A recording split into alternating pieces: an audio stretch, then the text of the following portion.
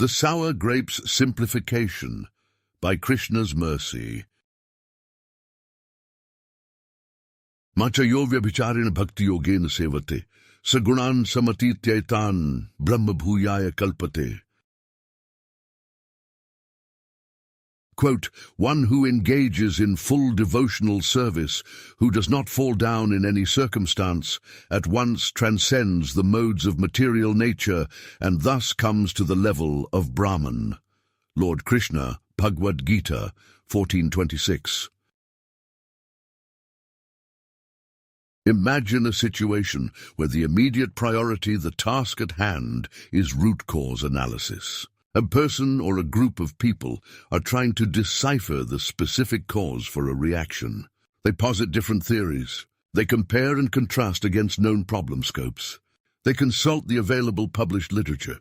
They theorize and then try to further develop those theories based on observation and experiment. Imagine that throughout this endeavor there is someone nearby who has the solution.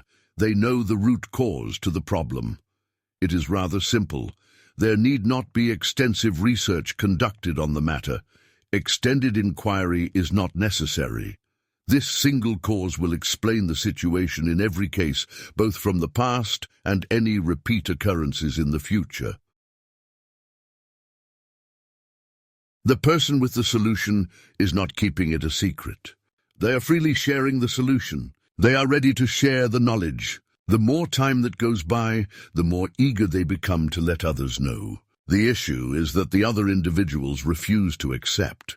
They will not even acknowledge that area as a possible root cause. They will try every which way to proceed in their conjecture. As the last resort, they will say that they are trying to simplify the problem scope. They are eliminating the complexities and focusing on the more basic issues. Of course, even this approach will not work. Since they are missing the actual cause, they will never find a workaround to their discovery endeavor.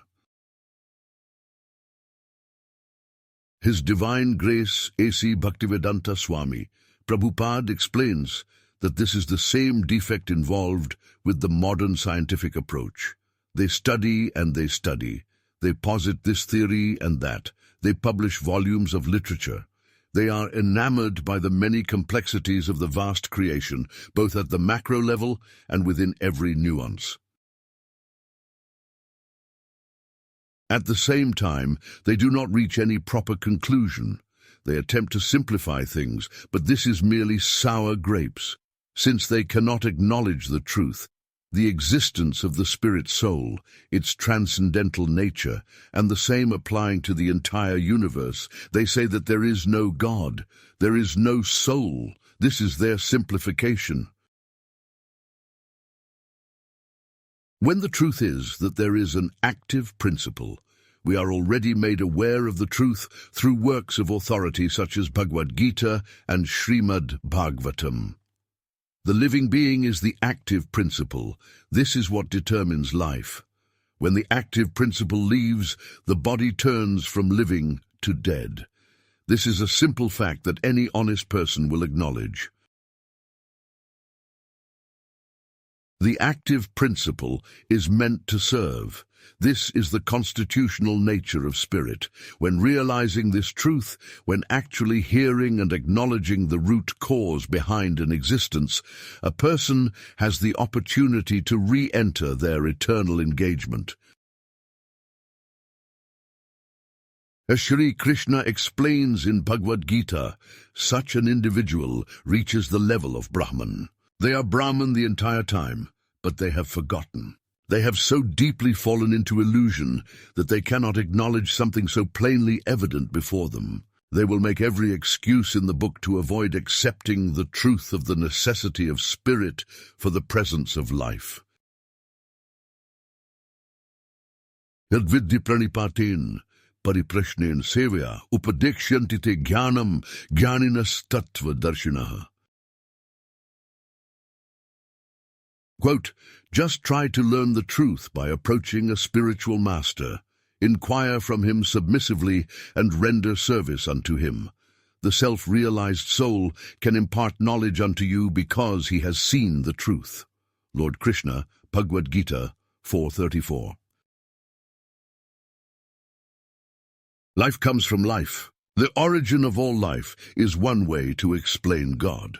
To stay with the origin of all life is the ideal engagement in every period of time and in every circumstance. The study of the active principle is the basis of genuine science. Any person interested in the real science will accept the wisdom of the ages passed down in Shastra.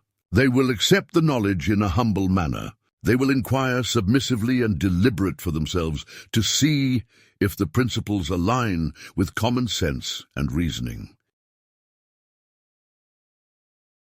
In closing,